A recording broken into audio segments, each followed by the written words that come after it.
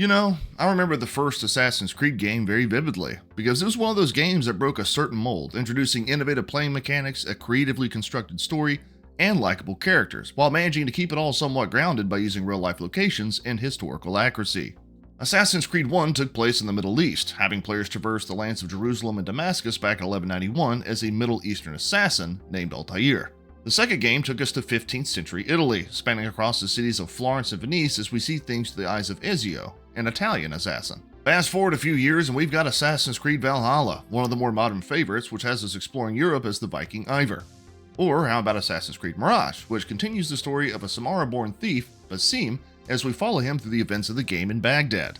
See, even though some of the storylines, groups, and characters never existed in real-life history, for the most part, the Assassin's Creed games stayed faithful to their time periods and took a grounded approach with their narratives. Which leads us to this past week with the release of Assassin's Creed Shadows. When the game was first announced a few years ago, though hype for the series has dwindled thanks to Ubisoft's mismanagement of their titles, the idea of this game having the first prominent male Asian assassin, seeing as it takes place in 16th century Japan, sparked a bit of intrigue in the gaming community. That is, until Ubisoft revealed that one of the main characters, Yasuke, was this guy.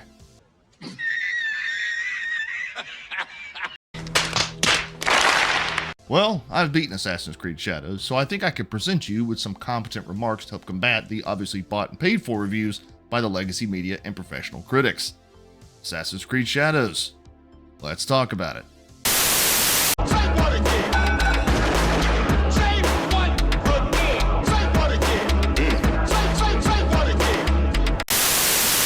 Now, before anybody starts in on me about how Yasuke was a real-life historical character, yeah, no shit, okay? He was the first recorded foreign samurai in 16th century Japan, supposedly. All that history is a bit muddy, but for the sake of what I'm saying now, he's a samurai.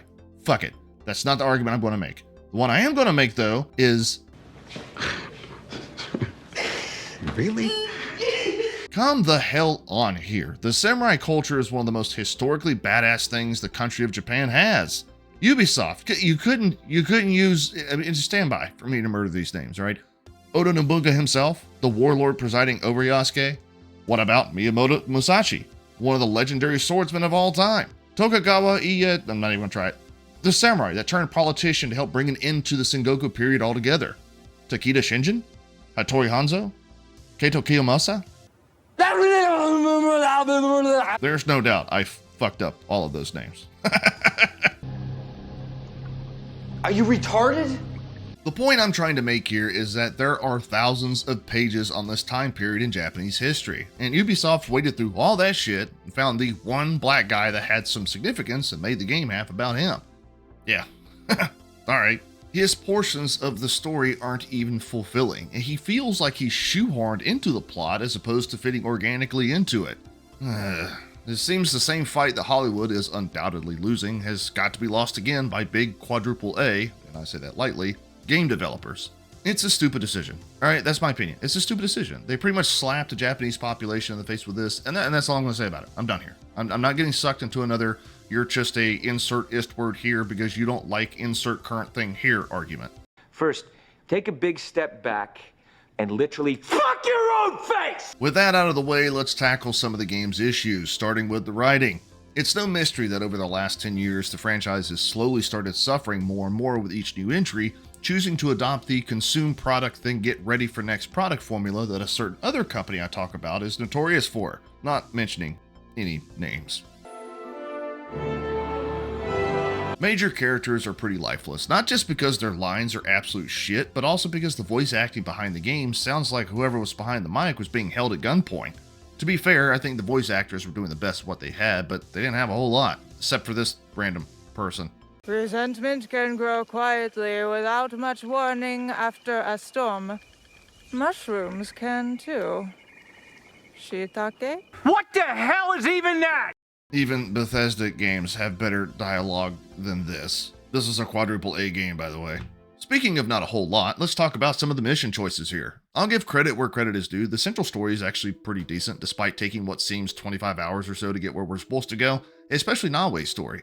It's simplistic, and it's a story of revenge that we've seen 1,000 times now, but her character and the specific playstyle associated with her is what keeps things intriguing. However, The missions in order to get said story bits are boring as fuck. Allow me to enlighten you as to what you'll be doing for most of the game. Step 1, enter new area. Step 2, meet random people. Step 3, do stupid fetch me / infiltrate quests. Step 4, kill this person. Step 5, congratulations, this area is liberated. Oh, come on! Rinse and repeat. The missions are dumbed down to essentially chasing people down, killing them, and then doing it all over again. Even knowledge points, which are needed for vital upgrades throughout the story, are reduced to just doing tedious bullshit work. Oh, come on!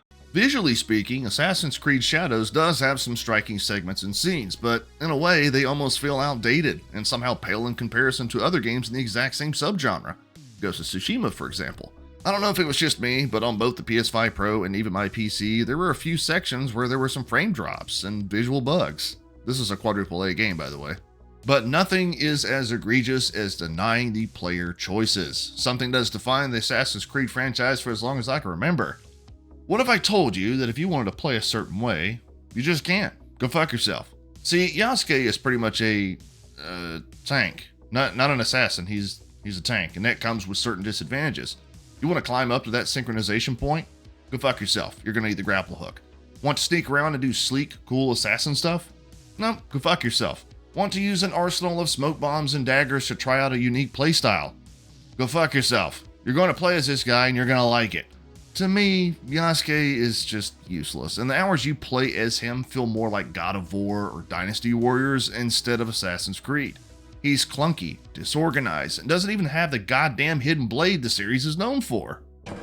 It's a bold strategy, Cotton. Let's see if it pays off for him. But Toler talks. What about the other character, Nasuke? You play half the game as her. How is she? Well, guys and gals, I'll be damned. She's actually pretty fun to play as. But guess what? If you want to use ranged weapons, despite her being a literal shinobi, you can't. Go fuck yourself. Jesus. Ugh. Right, what is up with game developers taking things away as opposed to adding more stuff in? I can't talk about this game anymore.